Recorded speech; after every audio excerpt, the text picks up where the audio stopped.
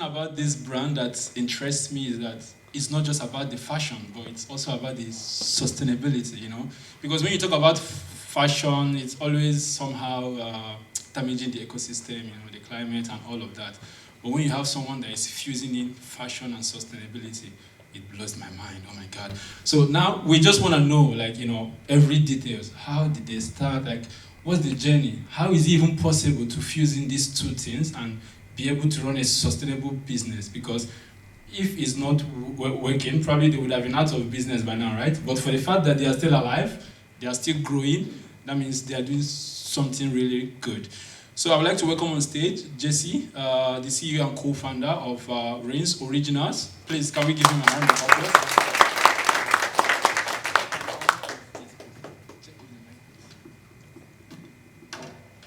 Hello.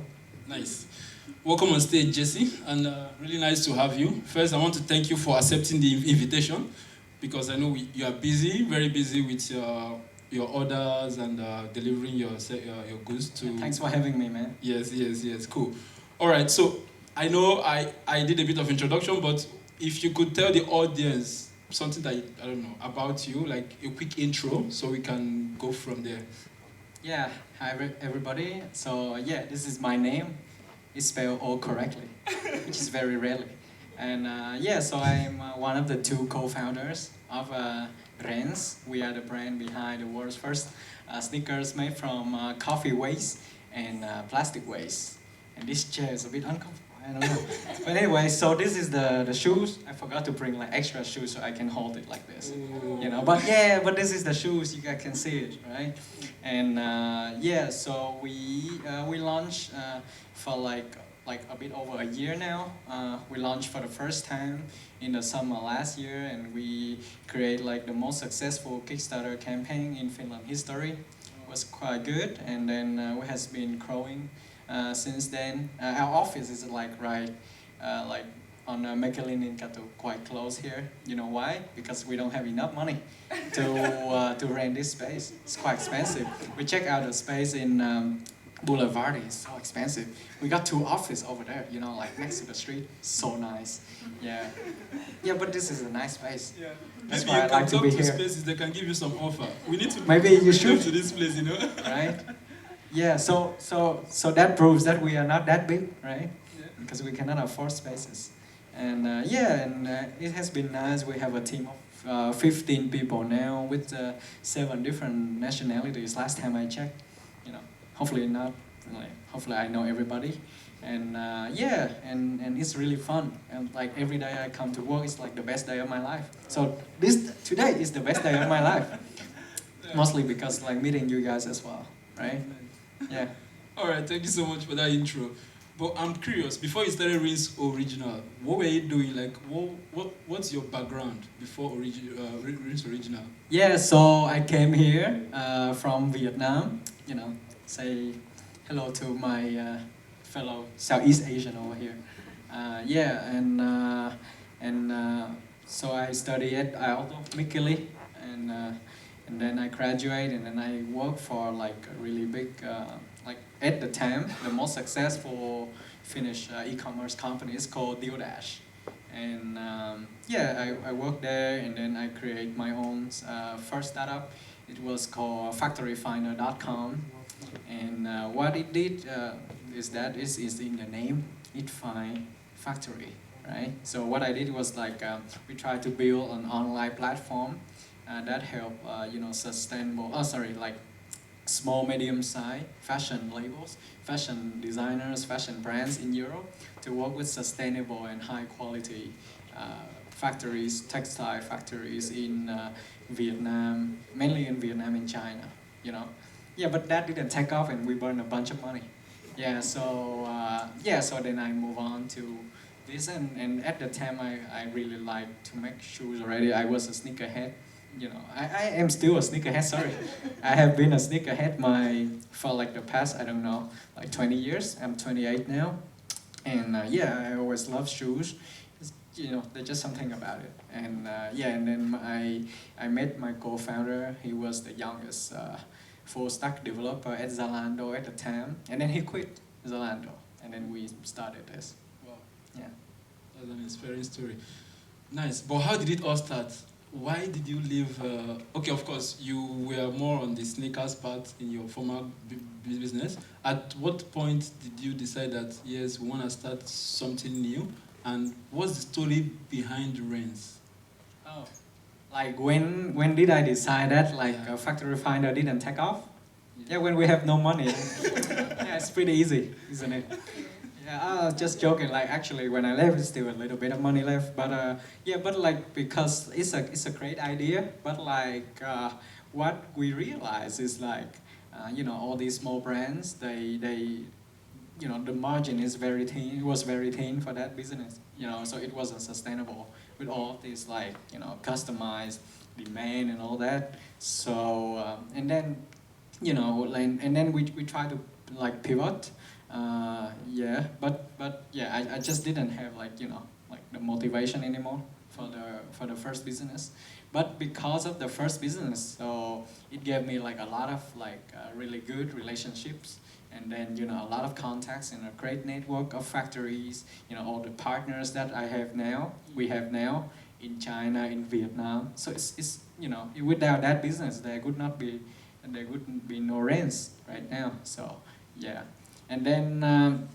when I met my co-founder, so my co-founder is really young, you know, like 4 years younger than me, so it was quite young at the time. Now we are both old, but yeah, it was the end of 2017. We met at Starbucks, but we didn't, you know, like you met at Starbucks, so naturally you could think of coffee, but no. Like we at the time we just want to create like something really cool, like a really cool sneakers that made from sustainable, you know, like materials. That is the general idea. That is still the idea today. Because why? Because we look around in the market and then we couldn't find any, you know, like cool sustainable fashion brands that is fit for the young generation. All of their sustainable fashion items, sustainable fashion brands are available in the market, but they look ugly, you know.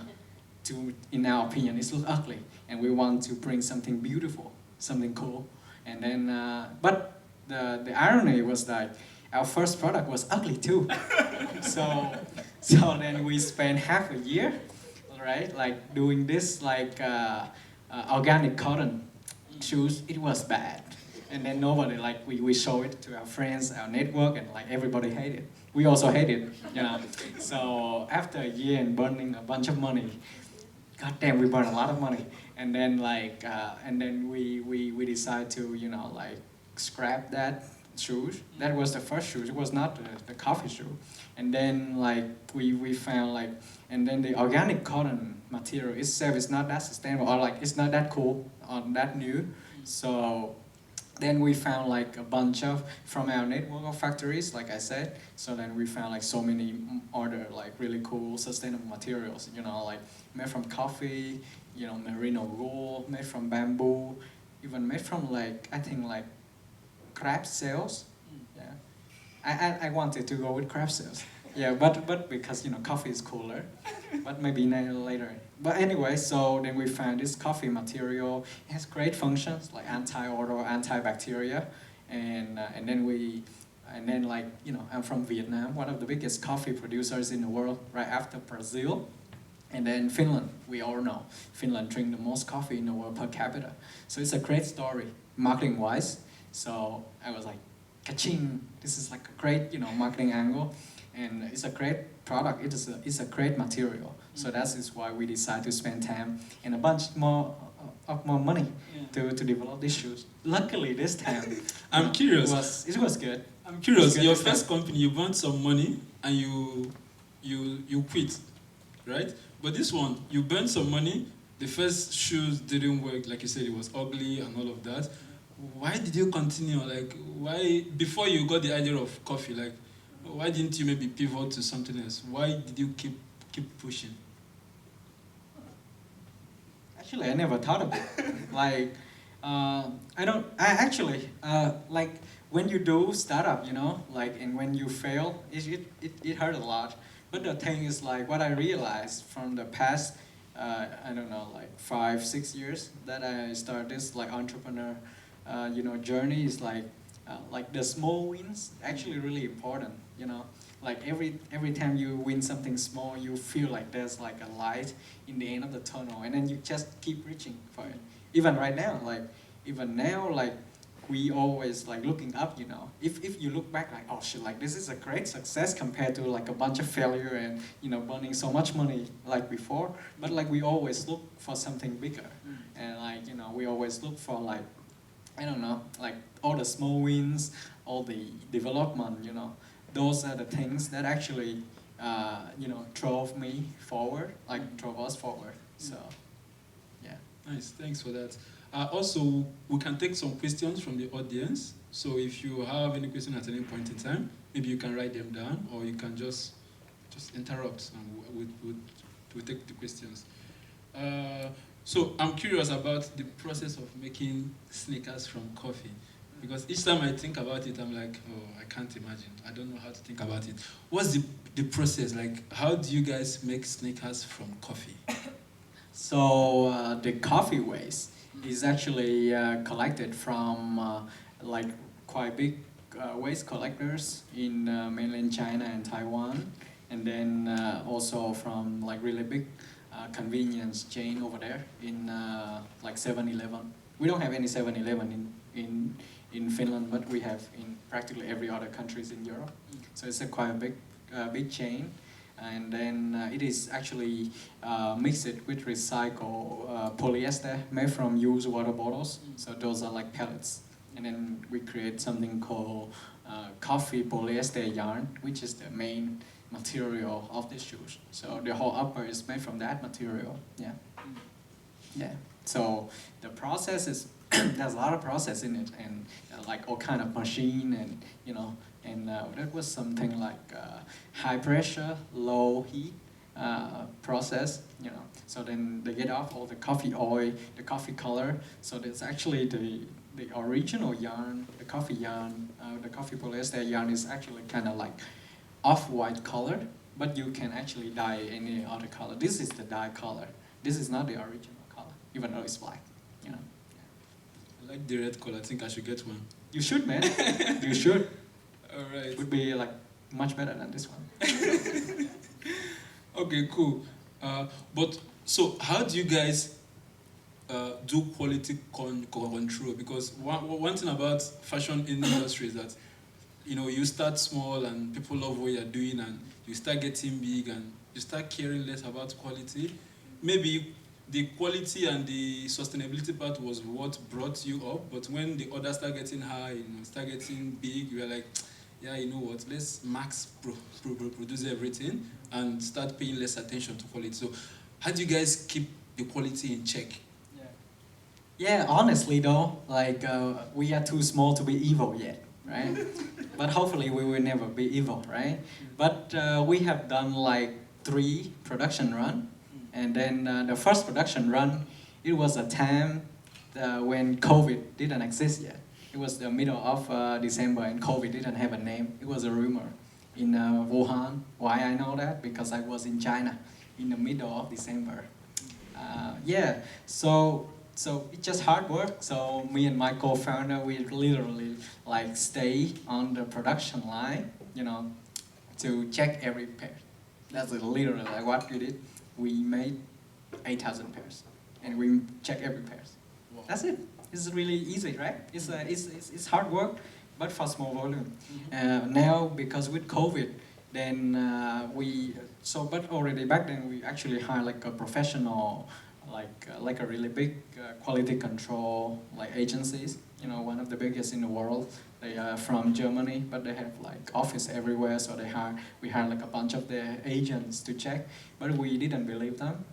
We also didn't believe any of the factories. So even though I have personally worked with them, but because this is our first production run, so we check it really carefully. Like we actually like clean every pair. It took us like 12 hours a day for the whole week, for every day of the week, including Sunday. So I was in China for like, me and my co-founder was in China for almost 3 weeks, yeah, to do all this.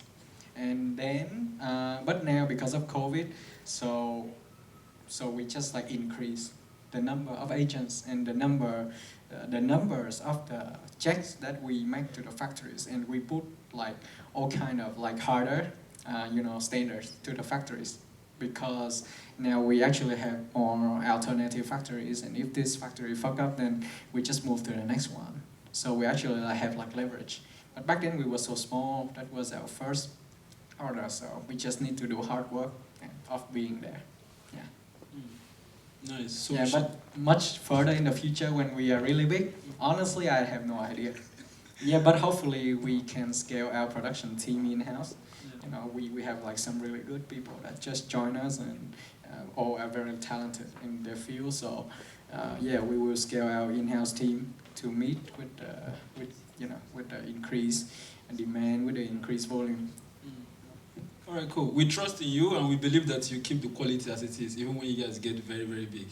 Yeah, but honestly though, like the first batch quality is not as good as like the second one, so it's just getting better. It gets better. Yeah, that's good to hear. Even though like the first batch, like I was there, but it was the first time. Even you put a lot of effort. The first time is never the best, as you guys have known. All right, cool. I think we can take one or two questions from the audience before we continue with my list. So, anyone has some questions you want to throw to Jesse?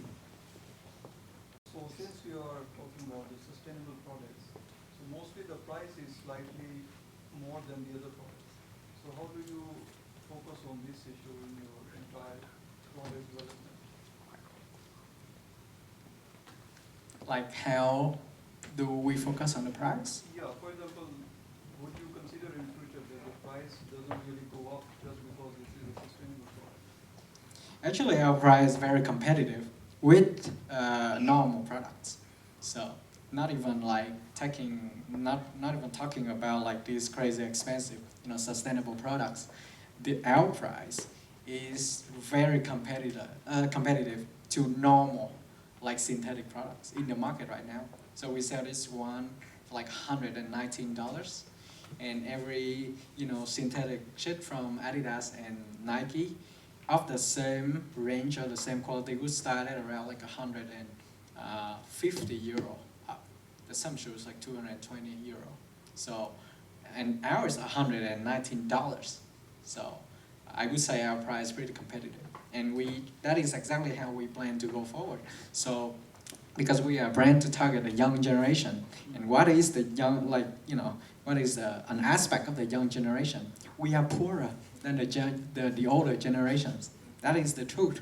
So we need to make like the product more affordable, even though it's sustainable. And that is how we can bring sustainability to the future, generations. Instead of like just posting them and they would like it, they would like the post on social media, but they don't have enough money to buy it. Are you looking to expand into like clothing, like using the same material that you use for the coffee-based material that you use for the sneakers themselves? Like with like raincoats or something like that, outerwear? Interesting question. Maybe we would launch it very soon. I don't know. Yeah, I don't think I can disclose it. I don't know. But we have a lot more products that we are about to launch, not only with this material, but with other, cooler, more innovative, sustainable materials. Yeah, we will launch more product very soon. So subscribe to our Instagram @RensOriginal. All right, cool. Talking about Just one more. Can I ask Okay. more about how you start? Like you said, you burn a lot of money and stuff. How do you start? How much money do you burn, if we may know? And then how do you overcome the funding when with your business? How can you manage the funding and the starting capital, and then how you move on and managing the finances of your business until now? Yeah. How much money did I burn? I think shit. At one point in my account, literally, one point in my account, I have 500 euro. I'd never have when I came to Finland, I have 2,000 euro in my account. So at one point in this journey, I was poorer than when I has ever been in my life. 500 euro, man. So yeah, that's how much money I burned. I burned like, I don't know, 95% of my net worth at the time, which was like really fucking tiny.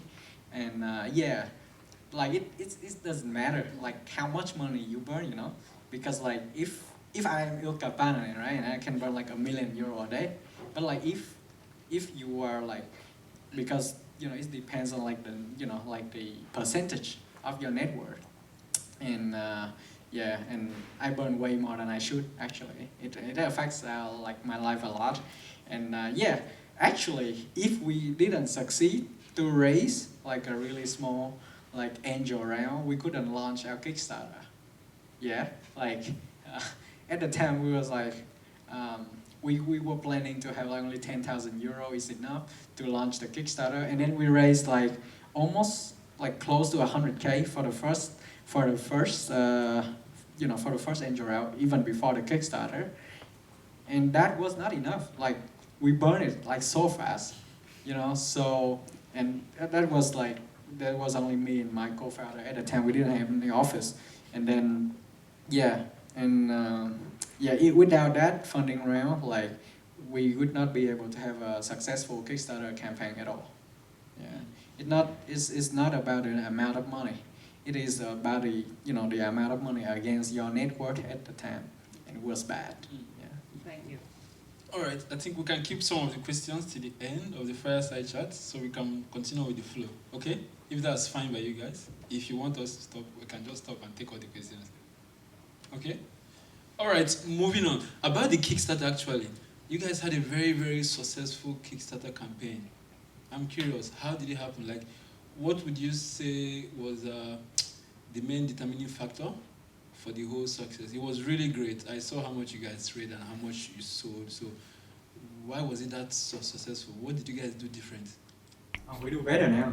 Yeah. But at the time, it was like we actually just expect to raise like 100K or something, you know. And then like after a week we got 100K, so we know like, oh, okay, so there's like a potential. The point about Kickstarter is like it started off really high, and then, you know, there was like a dead valley, and then it's gonna, you know, like tick up again by the end of the campaign. That was not the case of our campaign, because our campaign started off really slow, and then somehow it just picked up after the first week, and then the campaign, if you see that chart, it would look like this. So like, you know, so it looks like it's just growing all the time. It was quite weird. Like I have never seen that chart, because we actually benchmark against like other brands, other products that also do crowdfunding in any platform, also Indiegogo and Kickstarter.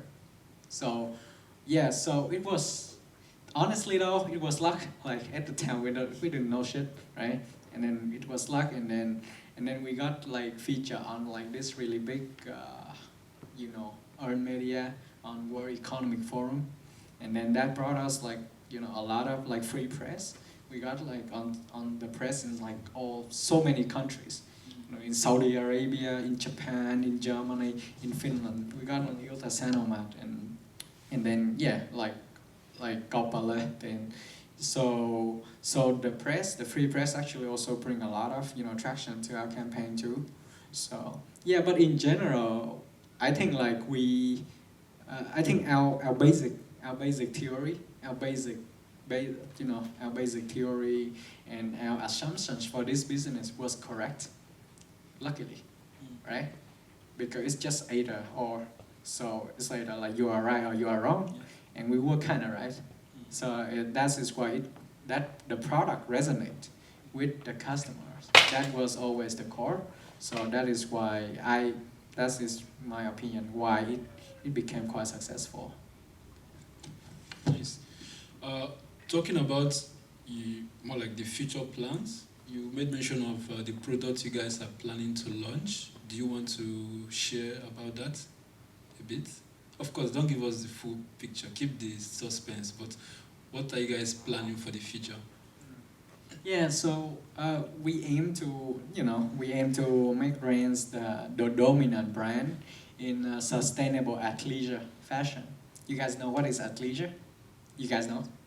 No, please tell us. Yeah, so for people that don't know, athleisure is like the stuff that you can use like both indoor and outdoor.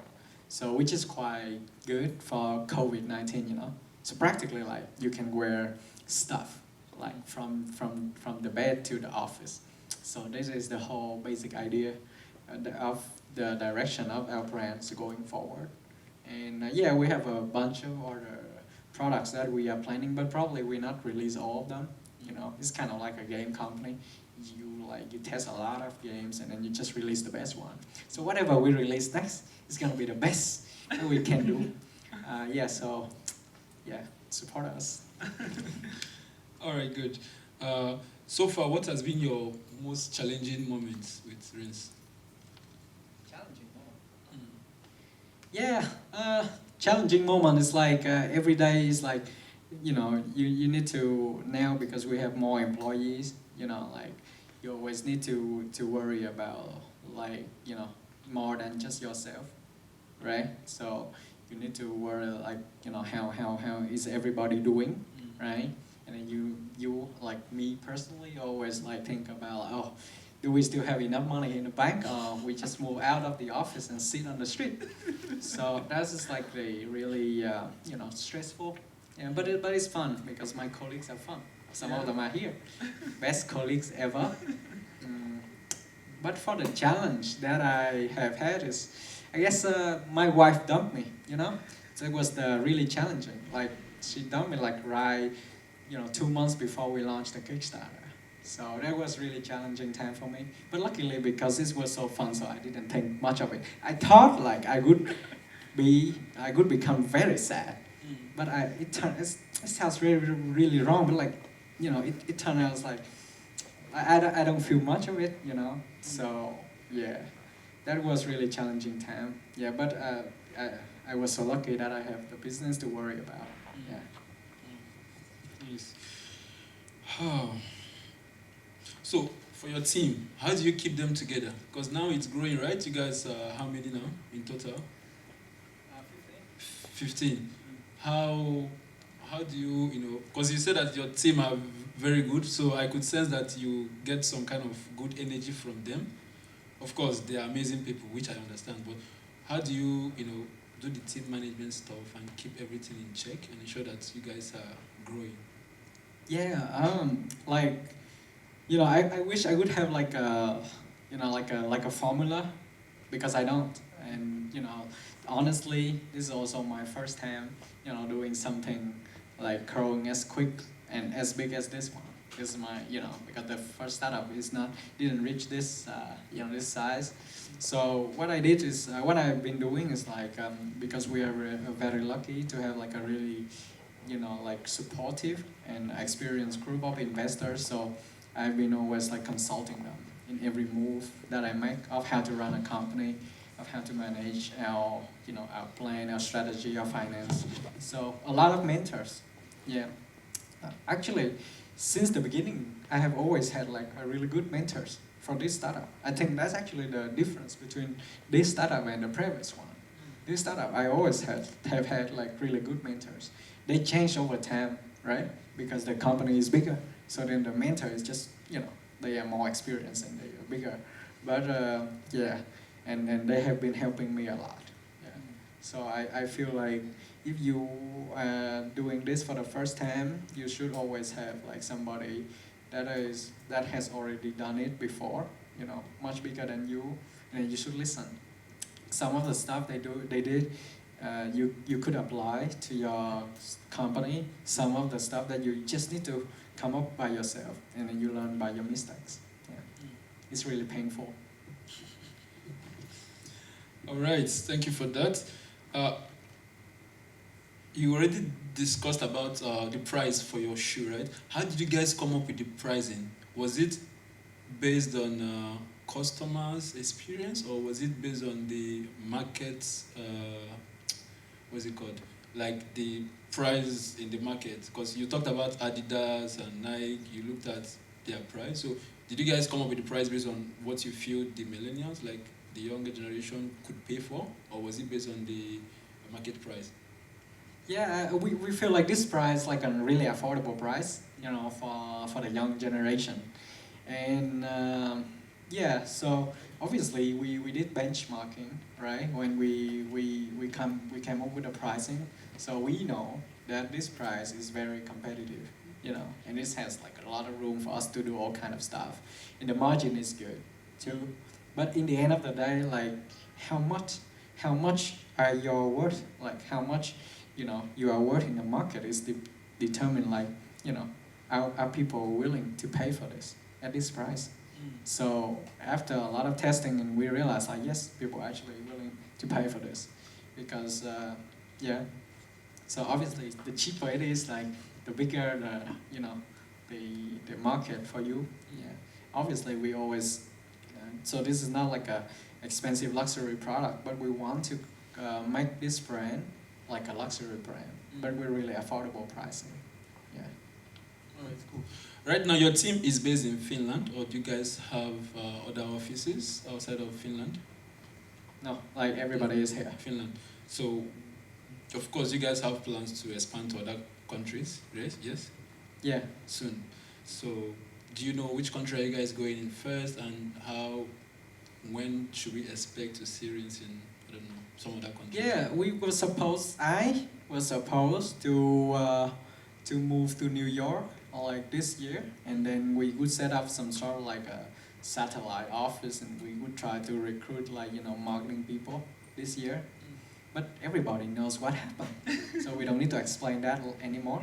So, so in a very foreseeable future, I guess we just, you know, grow from here, which is very nice. Finland has been really supportive. Yeah, we are lucky to be here, you know, during COVID especially. This is one of the safest country in Europe. Very good governance, and yeah, and very good support system for startup during COVID.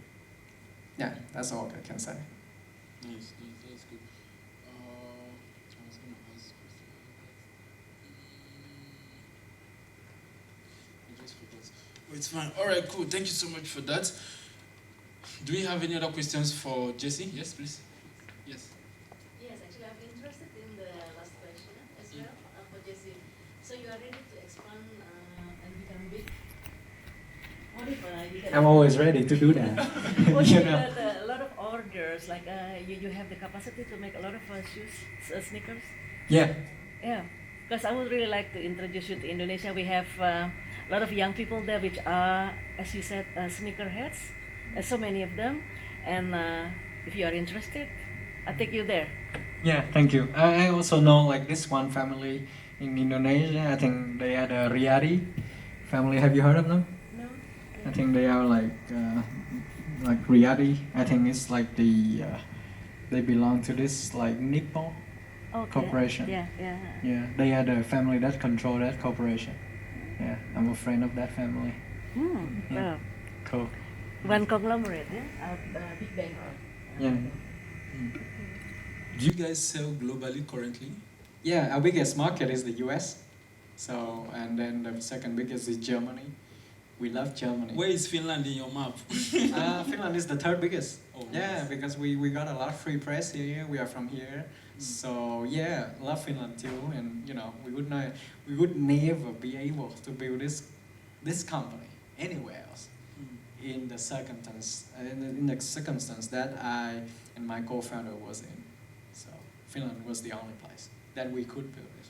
So yeah, we were just really lucky to be here, and that is why we I don't know. It's just come down to luck, really. Yeah, like because any other place, like in America, if we start this out, would have been really expensive. I would be in debt, like already a lot by now. I have zero debt, so like and could be able to build this business, you know, like from scratch. So yeah, that is why like Finland is a great place to do a startup, especially now actually. Nice. I really like the design and also the logo, which makes me wonder. Like, it's simple, but also it's hashtag, right? Which has a lot to do with, I don't know, the younger generation, Instagrammers. Like, what's the idea behind the design, the logo? How did you guys come up with that? Are you too old for it?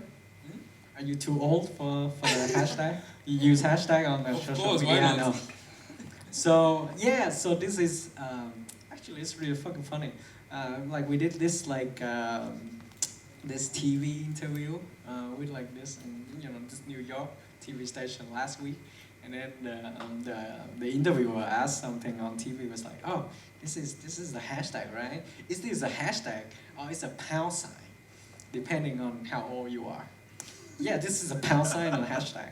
Yeah, but honestly though, because we think of this, we could like, every startup, they create the company and they think like, oh, we are building the future. Okay, let's try to do that, right? So if we are a brand of the future, let's assume that we are already in the future, like 20 years from now. So what do we do? What do people do in the future? What do you think? They would think about the past, right?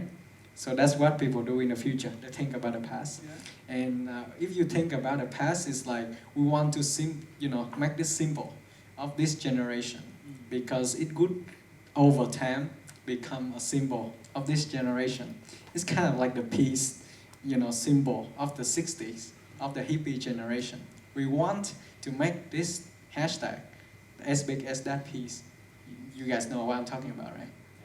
Yeah, so that is why we decided to go with the hashtag. Obviously, we know that it's kind of controversial, like a lot of people think like it's a pound sign. So, and they don't like it, but yeah, we really love it. And that is exactly one of the main point. We want to differentiate our brand from other brands. Is like we want to be loud, we want to be adventurous, and we want to be bold. Instead of just like cozy, fuzzy, and sustainable. Because we want to sell, we want to approach sustainability in a very, edgy and sexy way, so that it can resonate with the very young generations, instead of like, just humming along the sustainable train. Because this sustainable train would become a norm, because everybody would be sustainable in the future, including some of the worst polluting companies in the world, including H&M, Adidas, Nike. So, in order to differentiate yourself in the future, you need to have a message. And our message is, we gotta be bold. Yeah. Nice. So, just correct me, is it a hashtag or is it a pound sign? It's a hashtag, but maybe it's a pound sign for you. Huh? No, I'm not that old, come on. Yeah, it's a hashtag. Alright, good. So, because you are targeting the younger generation, so it can be pound sign, unless you want to cover both. But yeah, you have some question? Hello. I would like to ask about the process of the R&D. Like when you were trying those material, you said like polyester and coffee. How long it took like to come out with the best mixed? Because this process it's a bit complicated. Yeah. It took us the end of 2017. And then we launched in June 2019, well, last year. God damn, I'm old. Anyway, so it took us quite long, like 1.5 years, right? And yeah, like usually if you are at our office and I answer this question, like I usually just take out our old samples. And it looks really ugly and, look like Frankenstein. So we try like a lot of different kind of samples. Different kind of materials, different kind of combination of the materials. So in order, to make these shoes, and it's really hard. It's so hard that all of the shoes that you saw on the videos on Kickstarter were all fake shoes. They are all fake. Like none of them are real. And then we launched with fake shoes on Kickstarter and raised €500,000. And then we actually have the resource to actually make the real one. Yeah, that is how hard it is, So all the models that they actually star on that Kickstarter video, it was really painful for them, literally. Why? Because the shoe is really small, it's very uncomfortable, because they are all fake. So that is why, like, and all of those models, like they endure for like 48 hours. We took 2 days in Spain to film the video. Yeah, so it's a very long process. We actually have only one shoe that is actually working when we launched the Kickstarter. Yeah, and just for like perspective, most like big Kickstarter campaign, they got delayed for an average of 8 months. And that if you look at the top 10 Kickstarter campaign, you will see like 80% of them die already by now. Just go on Kickstarter and click on most funded. You know, there's like this coolers, you know, like beer coolers company. They raised like $13 million, and then they didn't deliver any of them after 5 years and die, right? And we only got delayed for like 2 months during COVID-19, and we successfully delivered all of it. So we were really proud of how we, you know, accomplished this. Yeah. You said you guys didn't make the real shoes when you're doing your Kickstarter. So, of course, ideally, if you have an idea, you go and build it and you take it to the market.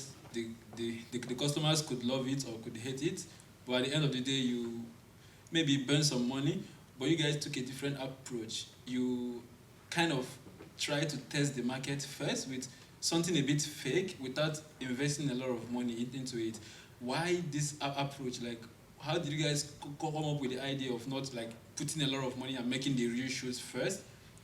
So honestly, how do you say this? It's like half real.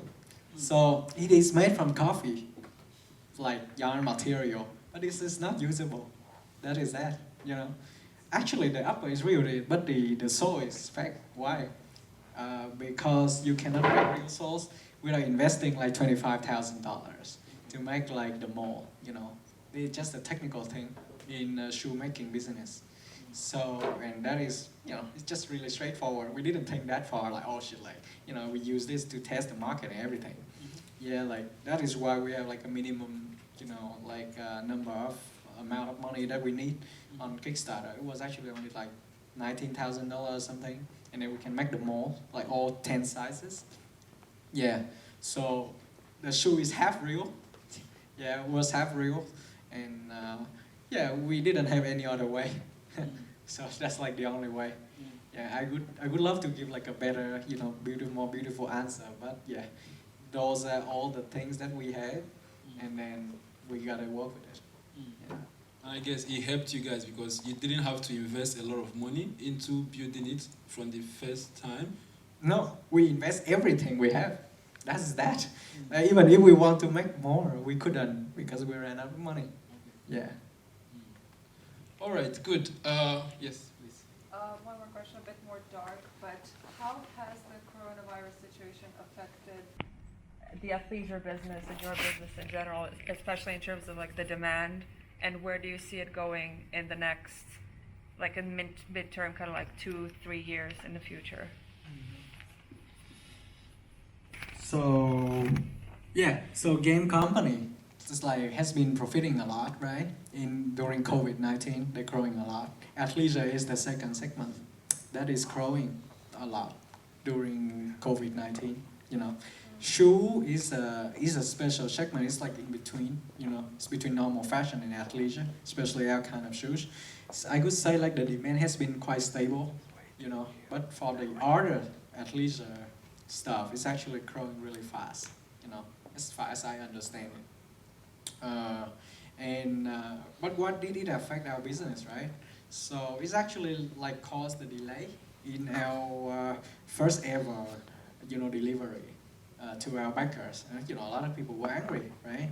And we couldn't, at the time, it was January, and then COVID was bad in China, right? So everything is locked down and everything is really bad. But in the West, in Europe, in America, COVID was not as big yet. It was a joke. It was like an Asian joke, right? So we couldn't explain, because of this like really bad zombie-like virus, right? Because people would be scared of our shoes. So yeah, so like we just say sorry, and then some, like just explain about like the, lockdown and everything. But we try to avoid talking about COVID.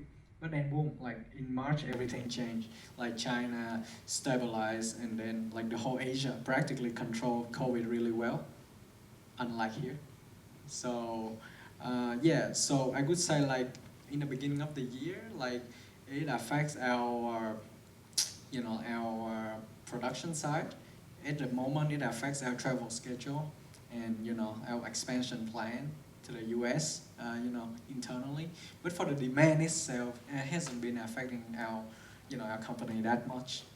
We have, maybe because I don't know, our size is not that big to feel such a big effect yet, But there are many other areas that it affects, like for example, like people get sick in China, and then like lockdown. So every time, so a little bit of cultural difference here. Every time, so in Asian countries, so we in Finland, we have like around 10, 20 cases of coronavirus a day. I just read somewhere like 200 people got exposed to coronavirus in Kotka, right? And everything is normal, everything is open, here. But in Asia, like they do it differently. Every time one person got infected, the whole district got like locked down by the military. So that actually affect our production quite a bit, because of the like decrease in like availability of all kind of production related resources, because of those issues. The lockdown is very hard in Asia, and so I would say those are the most, like make us worry the most. Any other questions? Okay, we'll leave around 10 to 15 minutes towards the end so that you guys can network, and also if you have other questions you want to ask him privately, you can do that. But if you don't have any further questions now, I think that will be the end of the fireside chat. So Jesse, thank you so much for your time, and thank you for sharing all of those with us. We really appreciate that. Cool. If we could just give him a round of applause. All right, so finally I would like to thank, of course, our partners for giving us the amazing space where we are having this event right now, and also the partner that gave us some snacks and coffee. In case you've not had any of those, we'll be having the final round of the networking after now, so you can actually feel free to talk to people, grab some coffee, grab some snacks, and and also my team, because I didn't organize this event, I didn't pull it up alone, so I work with like amazing team members that came together to make this happen. But we try to keep this event consistent every month, so you can probably follow us on social media. Can you clean the next slide, please? So you can check us out on Facebook, on Instagram, on LinkedIn. We always post our next event.